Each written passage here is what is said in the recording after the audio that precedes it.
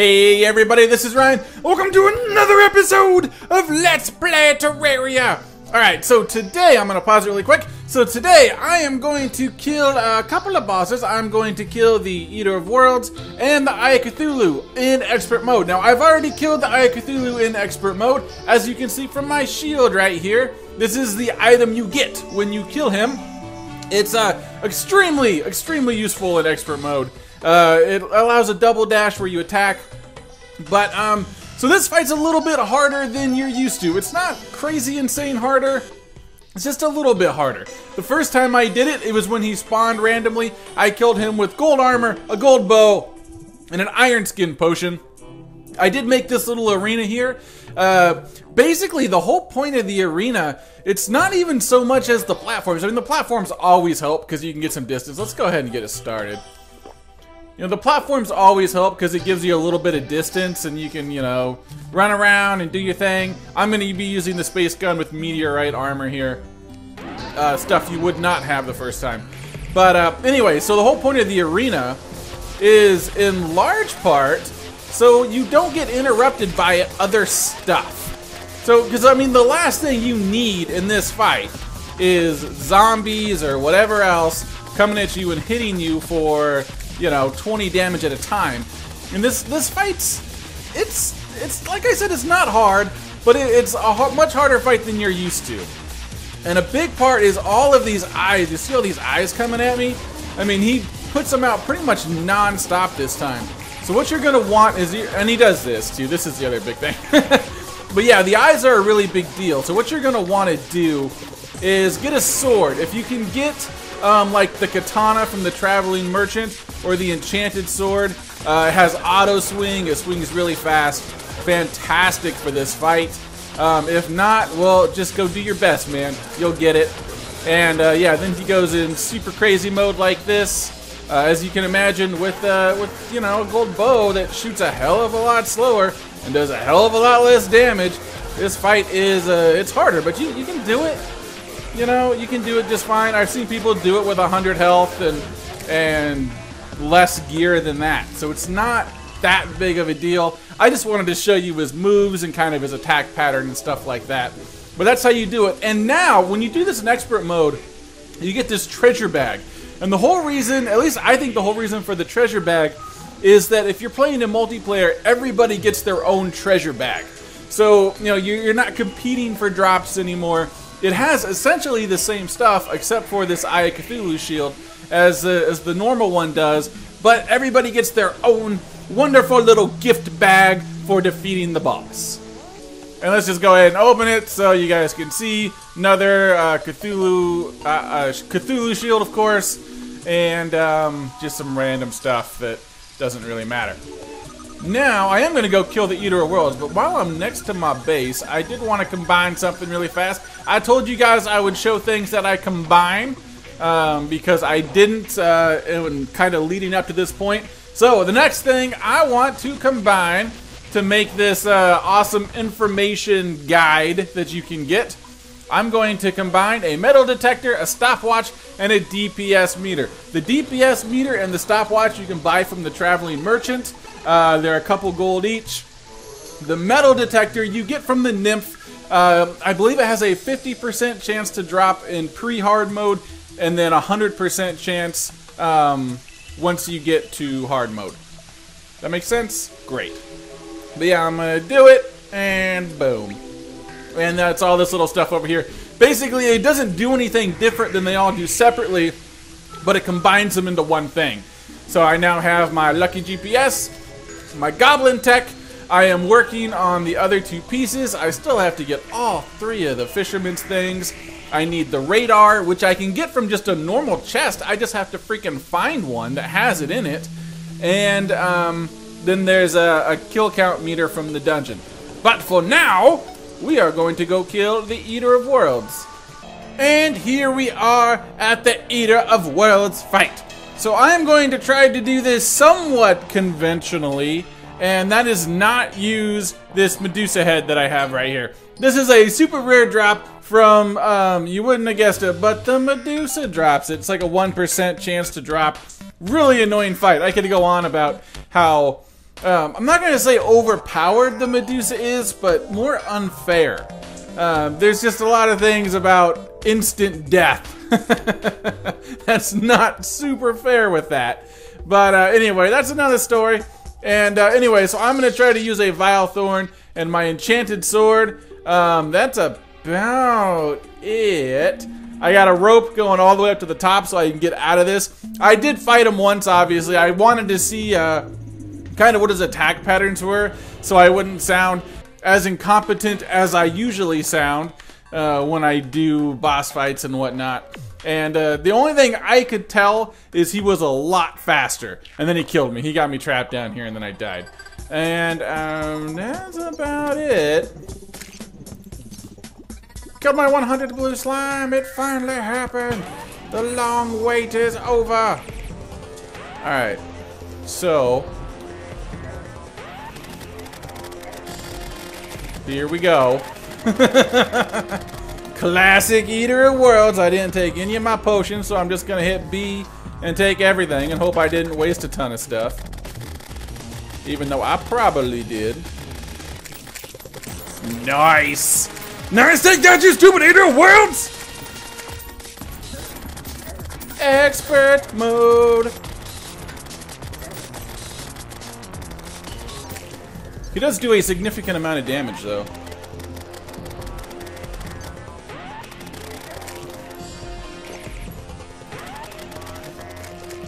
Hey, buddy. Hey, buddy. I really appreciate you coming out and checking the fight out and wanting to be a fan, but let's do that later.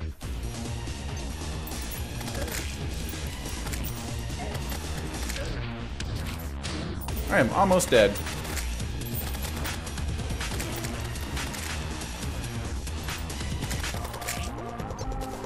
Is he dead? I didn't see Eater Worlds has been defeated. You know, you guys have been going on and on about the smart cursor.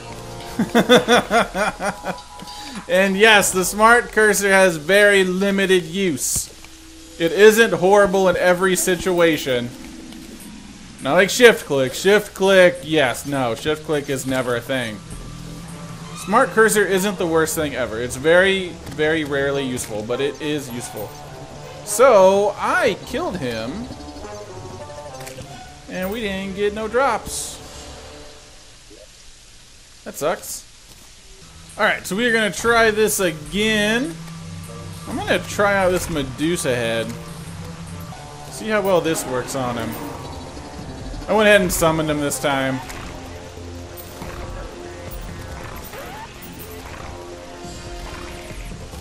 Seems to be doing pretty good damage. I got a little slime buddy over there too.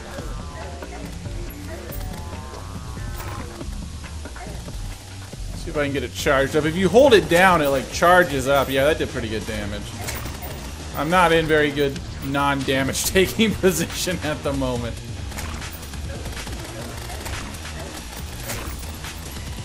I mean, that's pretty cool.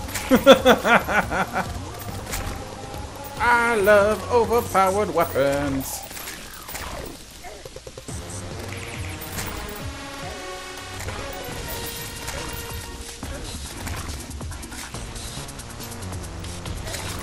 There we go. There we go. I wonder where he went last time. That was weird. Okay, well there you go. There's the Eater of Worlds, and now we are going to take on a supposedly a significantly harder Skeletron. I guess I should do the treasure bag, huh? Boom, treasure bag. Brisk Worm Scarf. This does 17% fewer damage. You take 17% less damage. First of all, that seems crazy to me. That seems really powerful, but that also worries me of how hard things are going to get. Alright, so I am now in position for the Grand Skeletron fight. And, yeah, I built an arena because, you know, people said how hard this thing was. I actually have an endurance potion, which means I take 10% less damage, plus my worm scarf that I just got, which gives me 17 less damage. Iron skin, swiftness, some cooked fish, because I've been fishing and I got lots of fish laying around. I plan on going mini shark with meteorite shot. And we'll see. I have the space gun in case it comes to it. My mini shark doesn't have a prefix on it. So unfortunately, I am not getting anything great there. Because I didn't have enough money. Yeah, it cost like 11 gold. And I had 10 gold and like 99 silver. I was just short. And I was in a hurry. I wanted to get it done. Or at least try it on this first night. So here we are. I have my meteor armor in case it comes to it. And I just have to abandon it and go space gun. And, oh, I'm using this shark tooth necklace. Which I got from a blood zombie during a blood moon. Okay. Skeletron has awoken, and he's done insane amounts of damage to me before I've even started. Great.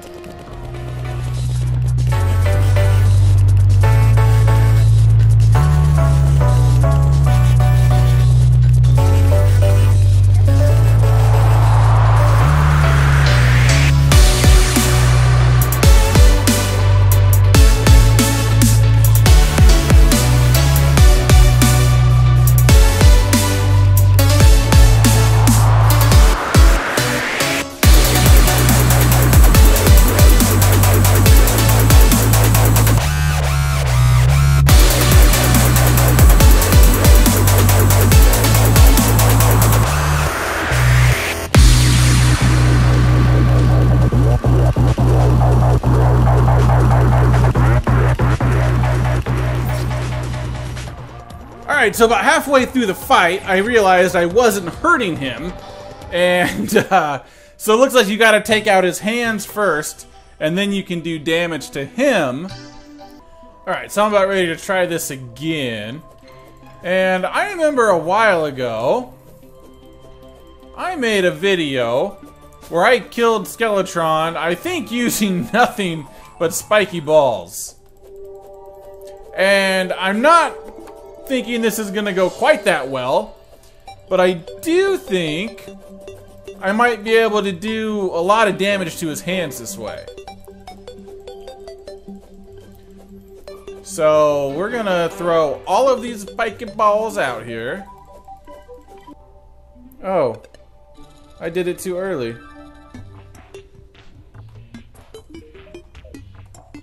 Well, that sucks. Well, I guess they don't want you to do that. Okay. Hey, you want to talk about mining and not how you're about to turn into a horrible devil creature?